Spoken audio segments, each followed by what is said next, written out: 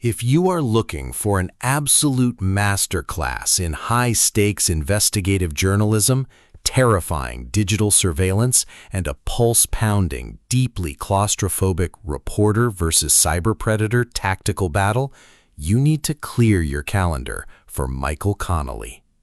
We are stepping directly into the cold, calculation-heavy shadow universe where old-school, ink-stained crime tracking collides with bleeding-edge internet warfare in The Scarecrow, a spectacular, high-gear, and beautifully executed follow-up that brings back iconic crime reporter Jack McEvoy. Let's lay out the strategic narrative grid.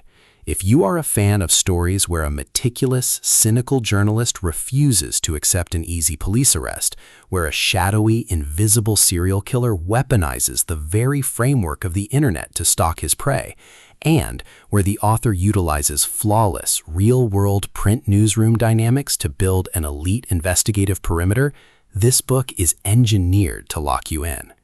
Connelly completely dominates the techno-journalism gothic thriller dynamic, capturing the heart-racing momentum and systemic urgency popularized by Stieg Larsson, Thomas Harris, and John Sanford, while treating data privacy, digital footprints, and institutional media decline with exquisite care.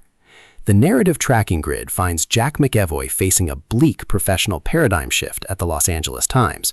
Due to severe corporate restructuring and budget cuts, Jack has been given his 2-week notice. To add insult to injury, his final administrative routine requires him to train his young, cheap, tech-savvy replacement, Angela Cook. Wanting to exit the newsroom with a spectacular, calculation-heavy masterpiece that leaves his editors reeling with regret, Jack decides to dig into a seemingly routine, gritty domestic homicide case for his final front-page feature. The spark ignites when Jack looks into the arrest of Alonzo Winslow, a 16-year-old drug runner who has confessed to the brutal, claustrophobic murder of a woman found stuffed inside a car trunk. While the LAPD's diagnostic routines have completely wrapped up the case, Jack's investigative instincts instantly detect a massive anomaly. Alonzo's confession feels forced, his behavior doesn't match the surgical execution of the crime, and the forensic signatures don't align with a chaotic street killing. Digging deep into specialized digital databases across state lines, Jack uncovers a terrifying, calculation-heavy trend. This murder mirrors a cold case in Las Vegas down to the exact physical orientation of the body. The investigative grid takes an incredibly hostile turn when Jack realizes they are tracking a hyper-intelligent, invisible serial predator known as the Scarecrow. This monster doesn't just hunt in the physical world. He is a master system administrator for a massive high-security data center, utilizing his total administrative access to track his victims' searches, look through their emails, and anticipate an investigator's every single move. The tactical parameters explode when Jack teams up with former FBI agent and elite forensic profiler Rachel Walling, his former lover who shares a dark history with his past investigations. As the duo attempts to mount a desperate counteroffensive, they realize the Scarecrow has breached their personal defensive perimeters. Because he controls the digital cloud, the killer knows exactly what Jack and Rachel are writing, where they are staying, and who they are talking to. He begins weaponizing their own digital footprints to launch a chilling psychological campaign against them, turning the hunters into the ultimate prey. What follows is an exceptional, high-stakes war of logistical perspective and raw physical survival. The forced proximity reality of navigating a trap where every cell phone ping and internet query is monitored turns Southern California and the Nevada desert into a volatile psychological pressure cooker.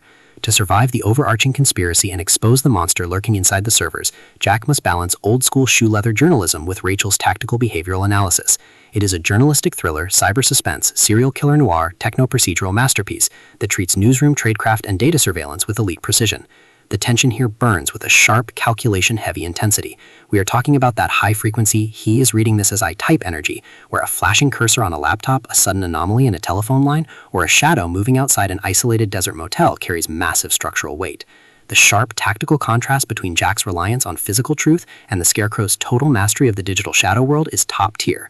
Connelly writes with an exceptionally fresh, vivid, and beautifully blunt voice, perfectly capturing the chaotic roar of a dying printing press, the clinical chill of a high-tech server farm, and the distinct, subtle scent of stale coffee, warm silicone, and pure, unadulterated tension.